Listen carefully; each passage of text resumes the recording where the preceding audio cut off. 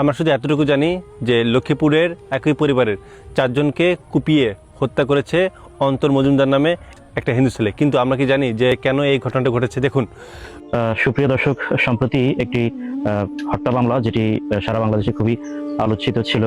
লক্ষ্মীপুরের রায়পুরে একটি পরিবারের 4 জনকে যে হত্যাকাণ্ড ঘটানো হয়েছে, সেই ঘটনায় যে অভিযুক্ত এবং যাকে আসলে ওই জায়গায় কিন্তু আবার তাকে গণপিটুনি দিয়ে পরবর্তীতে সেও নিজে মারা গিয়েছে। তার নাম হচ্ছে অন্তর মজুমদার। অন্তর মজুমদারের বাড়ি হচ্ছে নোয়াখালীর সুবর্ণচরের চর আমানুল্লাহ ইউনিয়নের চর বজলুল করিম গ্রামের 6 নং ওয়ার্ডে বাবুল ডাক্তারের বাড়ি। আমি এখন সেই বাড়িতে আছি এবং সেই অভিযুক্ত এবং সেই খুনের সাথে জড়িত যে অন্তর, তার মা বাবা আমার পাশে আছেন। একটা পরিবারের 4 জনকে কুপিয়ে হত্যা করা হলো। অপরাধী মাদকাসক্ত। রামিসা একটা ছোট্ট বাচ্চার গলা কেটে হত্যা করা হয়েছে। অপরাধী মাদকাসক্ত। মাদকের টাকা ম্যানেজ করতে না পেরে ছেলের হাতে মা খুন, মাদকাসক্ত ছেলের হাতে বাবা খুন। এইসব নিয়ে যখন স্বাভাবিক হয়ে গেছে না, বর্তমানে আপনারা একটা বিষয় লক্ষ্য করছেন, পরিবারে একমাত্র বেঁচে রইল সিফাত। সে জানায় প্রতিদিনের মতো সকাল 7টায় ঘুম থেকে ওঠে। ঘুম থেকে ওঠার পর সে তার কর্মস্থলের উদ্দেশ্যে চলে যায়। বেলা 11টার দিকে এক প্রতিবেশীর ফোন পেয়ে সে বাসায় এসে রান্নাঘরে মায়ের রক্তাক্ত মৃতদেহ দেখে এবং ঘরের অন্যান্য জায়গায় বোনদের রক্তাক্ত দেহ পড়ে থাকতে দেখে জ্ঞান হারিয়ে ফেলে। একজন হিন্দু ছেলে একটি মুসলিম পরিবারে ঢুকে একই পরিবারের 4 জনকে নির্মমভাবে দুনিয়া থেকে সরিয়ে দিয়েছে। সেই 4 জনের মধ্যে একজন হচ্ছে তাদের মা, আর বাকি 3 জনই হচ্ছে 3টি ফুটফুটে কন্যা সন্তান। আসসালামু আলাইকুম দর্শক, আপনারা হয়তোবা ইতিমধ্যে জেনেছেন লক্ষ্মীপুরের রায়পুরে মা ও 3 মেয়েকে নৃশংসভাবে হত্যা করেছে এক হিন্দু যুবক। দর্শক, এটি কি শুধুমাত্র হত্যাকাণ্ড নাকি এর পিছনে অন্য কোনো রহস্য রয়েছে? দর্শক, আজকের এই ভিডিওটি মনোযোগ সহকারে দেখলেই আপনারা সবকিছু ক্লিয়ার হয়ে যাবেন ইনশাআল্লাহ। আজকের এই ভিডিওতে চাঞ্চল্যকর কিছু তথ্য উঠে এসেছে, যা জানলে আপনারা অবাক হতে বাধ্য হবেন। তো দর্শক, চলুন বিস্তারিত দেখে আসি। সুপ্রিয় দর্শক, সম্প্রতি একটি হত্যা মামলা যেটি সারা বাংলাদেশে খুবই আলোচিত ছিল। লক্ষ্মীপুরের রায়পুরে একটি পরিবারের 4 জনকে যে হত্যাকাণ্ড ঘটানো হয়েছে, সেই ঘটনায় যে অভিযুক্ত এবং যাকে আসলে ওই জায়গায় কিন্তু আবার তাকে গণপিটুনি দিয়ে পরবর্তীতে সেও নিজে মারা গিয়েছে। তার নাম হচ্ছে অন্তর মজুমদার। অন্তর মজুমদারের বাড়ি হচ্ছে নোয়াখালীর সুবর্ণচরের চর আমানুল্লাহ ইউনিয়নের চর বজলুল করিম গ্রামের 6 নং ওয়ার্ডে বাবুল ডাক্তারের বাড়ি। আমি এখন সেই বাড়িতে আছি এবং সেই অভিযুক্ত এবং সেই খুনের সাথে জড়িত যে অন্তর, তার মা বাবা আমার পাশে আছেন। খুবই দুঃখজনক এবং আসলে হতাশাজনক যে এই প্রতিবেদক অর্থাৎ আমার নিজের এলাকা এটি। আমরা আসলে যখন এই ঘটনা জানতে পারছি তার ঠিকানাটা, তখন হচ্ছে আমরা ওনাদের সাথে সরাসরি আসলে কথা বলার জন্য এসেছি। আসলে বাস্তবতা হচ্ছে কিন্তু ওনারও একেবারেই হতদরিদ্র একটি পরিবার এবং অন্যের আশ্রয়ে থাকেন এবং আমরা প্রাথমিকভাবে কিছু কথা বলে জানতে পেরেছি আসলে তারাও কিন্তু জানতো না তাদের এই ছেলেটি কিভাবে আসলে এভাবে বকে গিয়েছে বা এই পথে গিয়েছে। আসলে তারাও দরিদ্র এবং তারা এটার জন্য নিজেরাও লজ্জিত, হতভম্ব এবং তারাও খুবই মর্মাহত। আমরা একটু তাদের সাথে কথা বলবো। তার প্রতিবন্ধী বাবা আমার সাথে আছেন। একটু যে আপনার ছেলে সম্পর্কে যদি বলতেন, আসলে সে কোথায় থাকতো এবং কিভাবে আসলে এই কাজ করেছে। আমার বাড়িতে আছে, আমি জানি না দাদা, আমি জানি না, আমি কেস করতে আমি গেছি জানি না ভাই। আপনার কি কষ্ট লাগতেছে এই ঘটনায়? আসলে এই ঘটনায় আপনার কষ্ট লাগছে কিনা, অথবা আপনি কতটুকু মানে মর্মাহত? আমার ছেলে নাই, আমি কষ্ট তো পাবো না ভাই। ছেলে গেছে, আমি টাকা নিজে কামিয়েছি যাই এই এই যে ফোন করছি, ফোন ধরে না, ফোন বদ্ধ, খালি ফোন বদ্ধ। এই ছুটি জানি তোরা, এই ছুটুক আমি জানি। এরপরে খবর হয় রাত্রে 10টা মনে ঘরে ফোন আছে অন্তর, আমার অন্তর বাবা। আমি হ্যাঁ অন্তর বাবু, আমার ছেলে নিতে হবে না স্যার। আমি আটকে পারি না, আমি কেন আনতে দাম? আমার ছেলে নিয়ে থাকবো, এটা আমরা বুঝেন। আমি কিছু আমি যাইতে পারতাম না, আমি আটকে পারি না, এইটুকু আমি জানি। আচ্ছা, এখন আমি যদি একটু কথা বলি আসলে অন্তরের মায়ের সাথে, যিনি আসলে আমার যদি আমরা আসলে একটু জানতে চাই আর কি আপনার কাছ থেকে, সে আসলে কিভাবে এই কাজটা করলো আর কি, আর আপনাদের আসলে কেমন লাগছে আর কি? আমার তো খুব দুঃখ লাগে, আমরা তো মানুষ, আমার তো খুব খারাপ লাগে। আর কি করবো আমরা, আমার তো মুখে কথা নাই, কি গরিব মানুষ, আমার তো কোনো ইয়ে নাই। তো আসলে আপনার ছেলেও একটা অন্যায় কাজের সাথে জড়াই গেছে, অন্যদেরও আসলে করলো, নিজেও চলে গেল। আসলে আপনাদের আমাদের তো দুঃখ লাগে। আমার তো দুঃখই লাগে, আমার ছেলেও তো লিখেছে, ওনারাও তো লিখেছে, আমার তো খুব দুঃখই লাগে। ওলা তো যা 10 বছর থেকে বাইরে বাইরে কি করে, কোরা থাক, ওরা কি করে, কিছু ওলা করো না, আমি জানিও না। ছেলে কি লেখাপড়া করে নাই? অল্প করছে, সে ফলের ব্যবসা করতো, কাল কত ফলের ব্যবসা করি, মা ফলের ব্যবসা করি, এই করতো। আপনাদের কি বাড়িতে টাকা পয়সা পাঠাইতো? আমার কোনো টাকা পয়সা তো না, আরো আমার ইডি করে টাকা নিছে। আরো বাড়ি থেকে টাকা নিয়েছে? আমি ওকে কত টাকা মানুষের দিয়ে নিয়ে এসেছি, আমি কেমনি এখন কি করবো আমি কিছু জানি না।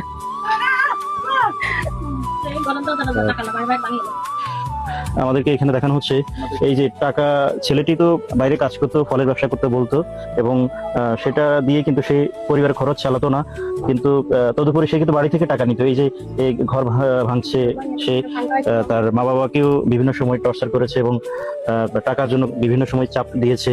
আর মা বাবা নিজেরাই এখন ঋণগ্রস্ত। আরো দুঃখজনক হলো তারা 2 ভাই বোনের মধ্যে সে বড় ভাই এবং তার যে ছোট বোনটা একদমই এই প্রতিবন্ধী। এই দেখো বাবা, আচ্ছা, হ্যাঁ, এই যে তার এই ছোট বোনটা প্রতিবন্ধী অবস্থায় রয়েছে, তার বাবাও প্রতিবন্ধী। এই অন্তরের যে বোন, বড় বোন, এটাও কিন্তু প্রতিবন্ধী। তো মা বাবার আসলে খুবই দুঃখজনক ঘটনা তাদের এই দরিদ্র সংসারে, যেখানে তারা অন্যের আশ্রয় বসবাস করছে। তাদের এই ছেলেটিও আসলে একটা অপরাধ জগতে চলে গিয়েছে, তাদের এই মেয়েটিও কিন্তু প্রতিবন্ধী এবং উনি নিজেও শারীরিক প্রতিবন্ধী। এই ঘটনা আসলে খুবই নির্মম এবং বাস্তব সমাজে আসলে এমন নির্মমতা কেউ প্রত্যাশা করে না। আমরা শুধু এতটুকু জানি যে লক্ষ্মীপুরের একই পরিবারের 4 জনকে কুপিয়ে হত্যা করেছে অন্তর মজুমদার নামে একটা হিন্দু ছেলে। কিন্তু আমরা কি জানি যে কেন এই ঘটনাটা ঘটেছে? দেখুন, বিষয়টা হচ্ছে, আমরা যাকে ঢাবি শিক্ষার্থী হিসেবে চিনি, সাইমা সহ তার পরিবার ওই বাসায় ভাড়া থাকতো। সাইমার বাবা 2019 সালে বিদ্যুৎ শকে মারা যায়। তো বাবাহীন সাইমারা 3 বোন, 1 ভাই, তার মা সহ একই পরিবারে থাকে। অন্তর মজুমদার, তার বাবার নাম কার্তিক মজুমদার, পেশা একজন মেথর। আর অন্তর মজুমদার মাঝে মাঝে রাস্তাঘাটে ফল বিক্রি করে। অন্তর মজুমদার কিন্তু বিবাহিত। একটা সময় তারা ওই বাসায় থাকতো এবং তারা মদ্যপান করতো, যার ফলে পাড়া মহলায় তাদের সাথে একটা দ্বন্দ্ব লাগে এবং তারা পরবর্তীতে ওখান থেকে চলে যায়। অন্তর মজুমদার আরেকটা কাজ করে কি, এখানে ওখানে বাসায় পানি ঠিক করে, অর্থাৎ ট্যাপ নষ্ট হলে, এটা নষ্ট হলে বা যে কাজগুলো থাকে এইসব বিষয়ে সে কাজ করে। অন্তর মজুমদার বিবাহিত হওয়ার পরেও সে সাইমাকে প্রেমের প্রস্তাব দেয়, কিন্তু সাইমা জানে সে হিন্দু এবং সে একটা মাদকাসক্ত। সাইমা এবং সাইমার পরিবার এটা কোনোভাবে এটা মেনে নেয়নি। পরবর্তীতে আবার এই অন্তর মজুমদার এবং আশেপাশের তার দলবল সহ তার বাসায় হুমকি দিয়ে আসে বিয়ে করার জন্য, বিয়ের প্রস্তাব নিয়ে। কিন্তু তারপরেও সাইমার পরিবার এতে রাজি হয় না এবং অন্তর মজুমদার তাকে এমন কথাও জানা যায়।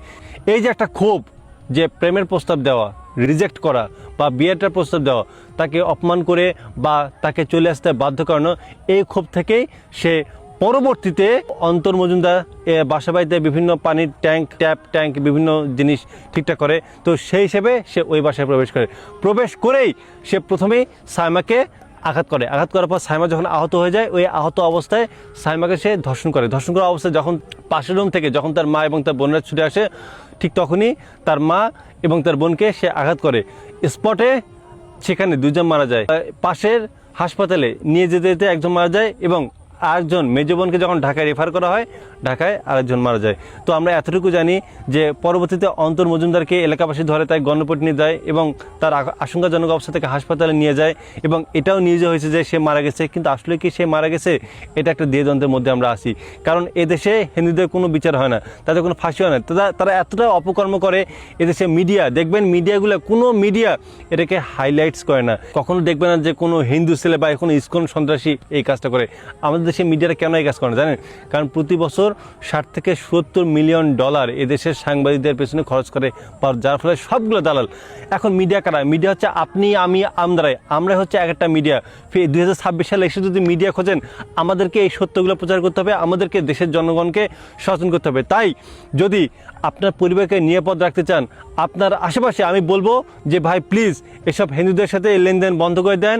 এদের সাথে সমস্ত কোনো সম্পর্ক, বন্ধু বান্ধব, আত্মীয় স্বজন কোনো সম্পর্ক নেই। ইভেন যেসব মেয়েরা আছেন তাদেরকে আপনাদের বলছি, আপনাদেরকে ভাগোয়া ট্র্যাপের মাধ্যমে কিন্তু এরা ভারতে পাচার করবে, ধর্মান্তরিত করবে, আপনাদের নষ্ট করবে। এদের থেকে সাবধান, এরা কখনো ভালোবাসবে না। এরা এই বাংলাদেশকে একটা ভারতের রাজ্য মনে করে, এরা অখণ্ড ভারত চায়। এদেশের সাধারণ জনগণের বোঝা উচিত যে হিন্দুরা কখনো এদেশের মানুষের, মুসলমানদের কখনো ভালো চায় না। তারপর যদি আপনারা না বোঝেন, এরকম ঘটনা আপনার দরজায় কারণ আছে, প্রস্তুতি হন। আপনি এটা প্রতিরোধ করবেন নাকি আপনি এটার শিকার হবেন? একটা পরিবারের 4 জনকে কুপিয়ে হত্যা করা হলো। অপরাধী মাদকাসক্ত। রামিসা একটা ছোট্ট বাচ্চার গলা কেটে হত্যা করা হয়েছে। অপরাধী মাদকাসক্ত। মাদকের টাকা ম্যানেজ করতে না পেরে ছেলের হাতে মা খুন, মাদকাসক্ত ছেলের হাতে বাবা খুন। এইসব নিয়ে যখন স্বাভাবিক হয়ে গেছে না, বর্তমানে আপনারা একটা বিষয় লক্ষ্য করছেন, বাংলাদেশে সংগঠিত হওয়া হত্যা, ধর্ষণ, এইসব মামলায় না একটা বিষয় কমন, সেটা হচ্ছে অপরাধী মাদকাসক্ত। এখন আমার কথা হচ্ছে, এই সব মাদকে আসলে কি এমন উপাদান ব্যবহার করা হচ্ছে যেটা সেবনের পর একজন মানুষ মুহূর্তেই একটা মানুষ থেকে পশুতে রূপান্তরিত হচ্ছে, যেটা সেবনের পর একটা মানুষের মনুষ্যত্ব থাকতেছে না, তারপর সেই সব পাশবিক নৃশংসতম হত্যাযজ্ঞগুলো চালাচ্ছে। দেখুন, বিভিন্ন গবেষণায় দেখলাম বর্তমানে বিশ্বে যে মাদকগুলো পাওয়া যাচ্ছে এখানে কিছু ভয়ঙ্কর উপাদান মেশানো হচ্ছে, তার মধ্যে এমফেটামিন এবং বিভিন্ন ধরনের যৌন উত্তেজনামূলক বিভিন্ন ধরনের উপাদান। এগুলো সেবনের পর মানুষের ব্রেনের যে ফ্রন্টাল লবগুলো থাকে এগুলো অকেজো হয়ে যাচ্ছে, মানে যেটার মাধ্যমে একটা মানুষ চিন্তা করে যে কোনটা ভালো কোনটা মন্দ, এই জিনিসটাই নষ্ট হয়ে যাচ্ছে। ফলে একটা মানুষ মুহূর্তেই তার মনুষ্যত্ব থাকতেছে না একটা মানুষের মধ্যে। তার ফলাফল দেখুন কি ধরনের পাশবিক এবং নৃশংসতম হত্যাযজ্ঞ তারা চালাচ্ছে, যেটা আপনি কল্পনাই করতে পারতেছেন না, সেটা তারা ঘটাই ফেলতেছে। এখন সবচাইতে গুরুত্বপূর্ণ প্রশ্নটা হচ্ছে, এই মাদকটা আসলে আসতেছে কোথা থেকে? বাংলাদেশ তো মাদক উৎপাদনকারী দেশ না। কিছুদিন আগে স্বরাষ্ট্রমন্ত্রীর একটা ভিডিওতে দেখলাম, তিনি বলতেছেন বাংলাদেশের অধিকাংশই মাদক আসে হচ্ছে ভারত এবং মিয়ানমারের অঞ্চলগুলো থেকে। ভারতে আবার দেখলাম ফেন্সিডিল, ইয়াবা এইসব জিনিস নিষিদ্ধ। তার মানে ভারত ইচ্ছা করে এইসব জিনিস উৎপাদন করতেছে বাংলাদেশে পাচার করার জন্য। মিয়ানমার থেকেও মাছের বরফের মাধ্যমে বাংলাদেশে প্রতিনিয়ত কোটি কোটি টাকার মাদক ঢুকতেছে। এখন আমরা এই বাইরে থেকে আসা যে মাদকগুলা, এগুলা কি কখনো ল্যাব টেস্ট করার প্রয়োজন বোধ করছি? করি নাই। তারা কোন উদ্দেশ্যে এগুলো বাংলাদেশে পাঠাচ্ছে এটা বোঝা ট্রাই করছি? করি নাই। সংসদে কি এগুলো নিয়ে আলোচনা হয়? কোনো আলোচনা হয় না। একটা চক্র উদ্দেশ্য প্রণীত ভাবে বাংলাদেশের তরুণ প্রজন্মকে ধ্বংসের দিকে ঠেলে দিচ্ছে, অথচ এটা নিয়ে না কারো কোনো মাথা ব্যথা নেই, কেউ কোনো পদক্ষেপই নিচ্ছে না। আপনারা একটা বিষয় লক্ষ্য করুন, বাংলাদেশের বর্তমান যে তরুণ সমাজ আছে তারা কিন্তু ভারতের যে একচেটিয়া আধিপত্য এটার বিরোধী। ঠিক সেই সময় বাংলাদেশে হু হু করে মাদকের পরিমাণটা বৃদ্ধি পাচ্ছে, মাদকাসক্তের পরিমাণটা বৃদ্ধি পাচ্ছে। দেখুন, একটা দেশকে শুধু যুদ্ধের মাধ্যমে, মিসাইল ব্যবহার করে, হ্যাঁ, অস্ত্রের মাধ্যমে ধ্বংস করা যায় না। মাদক এমন এক ধরনের নীরব ঘাতক, সেটা আপনি ব্যবহার করে যে কোনো দেশের অভ্যন্তরীণভাবে, যে কোনো দেশকে অভ্যন্তরীণভাবে একদম পঙ্গু করে দিতে পারে, সেই দেশের তরুণ প্রজন্মকে ধ্বংস করে। ইতিহাস থেকে শিক্ষা নিন। আপনারা সবাই আফিম যুদ্ধের কথা জানেন না? 1800 শতকে চীন খুবই শক্তিশালী একটা রাষ্ট্র ছিল। ব্রিটেনের সাধ্য ছিল না চীনকে যুদ্ধের মাধ্যমে পরাজিত করা। তখন ব্রিটেন কি করলো? একটা কৌশল অ্যাপ্লাই করলো। তারা হচ্ছে চীনে খুবই কৌশলে আফিম ছড়াই দিল। তারপরে চীনে হচ্ছে তরুণ প্রজন্ম থেকে শুরু করে সেনাবাহিনী, প্রশাসন সবাই মাদকাসক্ত হয়ে গেল। তারপর ব্রিটেন কি করলো? খুব সহজেই তাদের বিপক্ষে যুদ্ধ ঘোষণা করলো এবং তারা জয়লাভ করলো। এরপর আমেরিকার কোল্ড ওয়ার যুদ্ধ বলুন, আফগানিস্তান, ভিয়েতনাম যুদ্ধ বলুন, প্রত্যেকটা যুদ্ধে মাদককে সরাসরি অস্ত্র হিসেবে ব্যবহার করা হয়েছে। এখন একটা দেশের তরুণ সমাজ যদি মাদকে আসক্ত হয়, তখন কিন্তু সে তার দেশের সার্বভৌমত্ব, অধিকার এইসব জিনিস নিয়ে চিন্তাই করবে না। এখন যারা ক্ষমতার উপর লেভেলে বসে আছেন তারা এইসব বিষয়ে কতটুকু কনসার্ন? তারা বাংলাদেশের কূটনীতি বা ভূ রাজনীতি সম্পর্কে কতটুকু ভাবতেছে?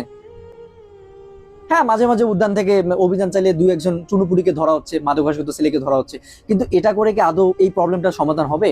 আপনাদের সরাসরি রাঘব বলদের ধরতে হবে, কারা বাংলাদেশে এইসব বাইরের মাদকগুলো আমদানি করতেছে সেই বিষয়ে খোঁজ নিন। এখানে সরাসরি পলিটিশিয়ানরা যুক্ত আছে, তাদেরকে ধরুন, তাদেরকে আইডেন্টিফাই করুন, তাদের বিপক্ষে পদক্ষেপ নিন। এখন নয়তো কখন? একজন হিন্দু ছেলে একটি মুসলিম পরিবারে ঢুকে একই পরিবারের 4 জনকে নির্মমভাবে দুনিয়া থেকে সরিয়ে দিয়েছে। সেই 4 জনের মধ্যে একজন হচ্ছে তাদের মা, আর বাকি 3 জনই হচ্ছে 3টি ফুটফুটে কন্যা সন্তান। একই পরিবারের 4 জন মহিলাকে দুনিয়া থেকে নির্মমভাবে সরিয়ে দিয়েছে সেই হিন্দু অন্তর মজুমদার। অন্তর মজুমদার কি কারণে তাদেরকে দুনিয়া থেকে সরিয়ে দিয়েছে সেটা এখন পর্যন্ত জানা যায়নি। জানবেনই বা কি করে? যেই অন্তর মজুমদার তাদেরকে দুনিয়া থেকে সরিয়ে দিয়েছে, অভিযোগ উঠেছে সেই অন্তর মজুমদারকে ইতিমধ্যেই জনগণ আইন হাতে তুলে নিয়েছে, মানে তাকেও দুনিয়া থেকে সরিয়ে দিয়েছে। এখন কি কারণে, কাকে, কেন দুনিয়া থেকে সরিয়ে দিয়েছে সেটার জানার কোনো সুযোগ নেই, কারণ অপরাধ যে করছে, যার বিরুদ্ধে অভিযোগ উঠেছে তাকেও দুনিয়া থেকে সরিয়ে দেওয়া হয়েছে। আজ যাদেরকে নির্মমভাবে দুনিয়া থেকে সরিয়ে দিয়েছে তাদের পরিবারের তার বাবা কিছুদিন আগে কারেন্টের শর্ট খেয়ে দুনিয়া ত্যাগ করেছিলেন। এর পরবর্তীতে সেই পরিবারের হালটা ধরেছিলেন একজন মা, যে মা তার 4 সন্তানকে নিয়ে জীবন যাপন করছিলেন। ভাগ্যবশত সেই ঘরের ছোট্ট ছেলেটি সেদিন কোনো একটি কাজে ঘর থেকে বাহিরে ছিল। যার কারণে সে হিন্দু লোকটি ঘরে ঢোকার পর 3টি মেয়েকে পেয়েছে এবং তার মাকে পেয়েছে। 4 জনকেই দুনিয়া থেকে নির্মম ভাবে সরিয়ে দিয়েছে। প্রাণে বেঁচে যায় সেই ছোট্ট ছেলেটি। পরবর্তীতে যখন ঘরে ফিরে দেখলো তার মা এবং বোনেরা কি ওই দুনিয়ার মধ্যে বেঁচে নেই, তখন চিৎকার করে হাউমাউ করে কান্না করতে থাকে। সেই ছেলেটিকে ইতিমধ্যেই আইনের আশ্রয় হয়তো বা নেওয়া হয়েছে। কথা হচ্ছে একজন হিন্দু পুরুষ কিভাবে তাদের ঘরে আসা যাওয়া করতে আগে থেকে, তাদের সাথে সুসম্পর্ক ছিল। এই সুসম্পর্কের মাঝখানে হঠাৎ করে সেই পুরুষের মাথায় কেন ঢুকলো 4টা মানুষকে দুনিয়া থেকে সরিয়ে দেওয়া, বা একার পক্ষে কিভাবে সম্ভব 4 জনকে দুনিয়া থেকে নির্মম ভাবে সরিয়ে দেওয়া? এর পিছনে কি অন্য কোনো রহস্য থাকতে পারে না? পারে। আর সেই রহস্য উদ্ঘাটন আপনি কিভাবে করবেন? যার বিরুদ্ধে অভিযোগ করেছে তাকেই তো দুনিয়া থেকে সরিয়ে দিয়েছেন, আইন নিজের হাতে তুলে নিয়েছেন। তাকে বাঁচিয়ে রাখলে হয়তোবা আরো কিছু চাঞ্চল্যকর তথ্য আপনারা জানতে পারবেন। সেই সবকিছু আজ অজানা রয়ে গেছে। তবে কিছু সংখ্যক মানুষ বলছে সেই হিন্দু পুরুষটার সাথে নাকি এই ঘরের 4 জন মহিলার কোনো একজনের সাথে প্রেমের সম্পর্ক থাকতে পারে। এটা অনেকেই অভিযোগ তুলেছেন, কমেন্ট বক্সে আমি দেখেছি। তবে সত্য মিথ্যা আমি জানি না। অনেকে আবার এইভাবেও কথা বলছেন, হিন্দু হয়ে কিভাবে 4টা মুসলমানকে দুনিয়া থেকে সরিয়ে দিল। এখন হিন্দু হয়ে 4টা মুসলমানকে সরিয়ে দিয়েছে, বিষয়টা এইরকম না হয়ে একজন অপরাধী 4 জনকে দুনিয়া থেকে সরিয়ে দিয়েছে, বিষয়টা এইভাবে দেখেন। হিন্দু বৌদ্ধ খ্রিস্টান তো নয়, প্রতিদিন মুসলমানের হাতে মুসলমানদের জীবন যাচ্ছে, সেখানে হিন্দু ট্যাগ লাগানোর দরকার নাই। আর যদি হিন্দু মুসলমান কোনো ঘটনার কারণে এইভাবে জীবন যায়, তাহলে সেইগুলো উদ্ঘাটন করা দরকার। আমরা চাইতাম সেই অপরাধীর সর্বোচ্চ শাস্তি, তবে সর্বোচ্চ শাস্তি জনগণ দিয়ে দিয়েছে। যতটুকু আমরা জানতে পেরেছি, জনগণের হাতে সেই অপরাধীর জীবন গিয়েছে। দেখেন, একটা পরিবার নিমিষেই ধ্বংস হয়ে গেল। সকালেও তারা হাস্য উজ্জ্বল অবস্থায় একত্রে আড্ডা দিয়েছে, তবে দুপুরের বেলায় যে এরকম ভাবে তার হাতে জীবন যাবে সেটা কে কল্পনা করতে পারে? বাংলাদেশে প্রতিনিয়তই এইভাবে একের পর এক দুর্ঘটনা ঘটে যাচ্ছে, যেগুলো পরিকল্পিত। এই দুর্ঘটনার হাত থেকে কবে রেহাই পাবো আমরা? আমরা চাই না এরকম কোনো ঘটনা ঘটুক। তারপরও এই সম্পূর্ণ দুর্ঘটনার পিছনে লুকোনো সেই ছোট্ট ঘটনাটা আইন শৃঙ্খলা বাহিনী যেন তদন্ত করে বের করে আনতে পারে, আমরা সেটার জন্য আহ্বান জানাই। কারণ প্রত্যেকটি দুর্ঘটনার পিছনে লুকিয়ে থাকে ছোট্ট একটি ঘটনা, যেই ঘটনা উন্মোচন করতে পারলেই বেরিয়ে আসে চাঞ্চল্যকর মমুষ্যতম ঘটনা, যেগুলো শুনলে আমাদের শরীর শিউরে উঠতে পারে। আপনাদের সবার কাছে একটা অনুরোধ, ভিডিওটি শেয়ার করে দেন, যাতে করে মানুষ জানতে পারে একজন হিন্দুর হাতে 4 জন মুসলমানের জীবন গেছে। এখন সেই ছোট্ট সন্তানটার দেখভাল কে করবে যে প্রাণে বেঁচে আছে? হয়তোবা তার জীবন কেড়ে নিল, একত্রে সবাই শেষ হয়ে যেত। তবে সে তো আজ বেঁচে থেকেও শেষ হয়ে আছে। বাবা নাই, মা নাই, বোন নাই, কেউ নাই, একটি পরিবার শেষ। আল্লাহ তাআলা তাদের সবাইকে হেদায়েত দান করুক, সেই ছোট্ট বাচ্চাটাকে দেখে রাখার তৌফিক দান করুক। কে একজন যেন তার দায়ভারটা নেয়। পরিবারে একমাত্র বেঁচে রইল সিফাত। সে জানায় প্রতিদিনের মতো সকাল 7টায় ঘুম থেকে ওঠে। ঘুম থেকে ওঠার পর সে তার কর্মস্থলের উদ্দেশ্যে চলে যায়। বেলা 11টার দিকে এক প্রতিবেশীর ফোন পেয়ে সে বাসায় এসে রান্নাঘরে মায়ের রক্তাক্ত মৃতদেহ দেখে এবং ঘরের অন্যান্য জায়গায় বোনদের রক্তাক্ত দেহ পড়ে থাকতে দেখে জ্ঞান হারিয়ে ফেলে। জুনায়েদ ইসলাম সিফাত একাদশ শ্রেণীতে পড়ার পাশাপাশি পরিবারের ভরণ পোষণের জন্য একটি প্রতিষ্ঠানে কাজ করতেন। পৃথিবীতে নির্মমতার শিকার মানুষের সারিতে নাম উঠেছে এই তরুণের। 18 বছর বয়সী সিফাত এখন চোখে মুখে অন্ধকার দেখছেন। 12 বছর বয়সে বাবাকে হারিয়ে মা আর 3 বোনের আদর স্নেহে বেড়ে উঠছিলেন সিফাত। এখন পরিবারের একমাত্র বেঁচে থাকা ব্যক্তি সে। বৃহস্পতিবার 25শে জুন সকালে এক অজানা নির্মমতার শিকার হয়ে সিফাতের মা এবং 3 বোন খুন হন। তারা পরিবার নিয়ে লক্ষ্মীপুরের রায়পুর উপজেলা শহরের ব্যস্ততম দেনায়েতপুর এলাকার ডাকাতিয়া নদীর তীরে একটি ভবনে বাসা ভাড়ায় থাকতেন। তবে স্থায়ী নিবাস ছিল কুমিল্লা জেলার হোমনা উপজেলার লটিয়া গ্রামে। সেদিন দুপুরে পুলিশ তাদের ভাড়া বাসা থেকে 3 জনের লাশ উদ্ধার করে। গুরুতর আহত এক বোন ইকরাকে চিকিৎসার জন্য ঢাকা নেয়ার পথে তারও মৃত্যু হয়। ঘটনার পরপরই স্থানীয় এলাকাবাসী টের পেয়ে সিফাতদের বাসা ঘেরাও করে ঘাতক অন্তর মজুমদারকে আটক করে। পরে গণপিটুনিতে ঘাতকের মৃত্যু হয়। অন্তর মজুমদার নোয়াখালী জেলার সুবর্ণচর উপজেলার স্থায়ী বাসিন্দা। সে ফেরি করে রায়পুর শহরে ফল বিক্রি করত। তবে শুক্রবার দুপুর পর্যন্ত অন্তর মজুমদারের লাশ গ্রহণ করতে কেউ আসেনি।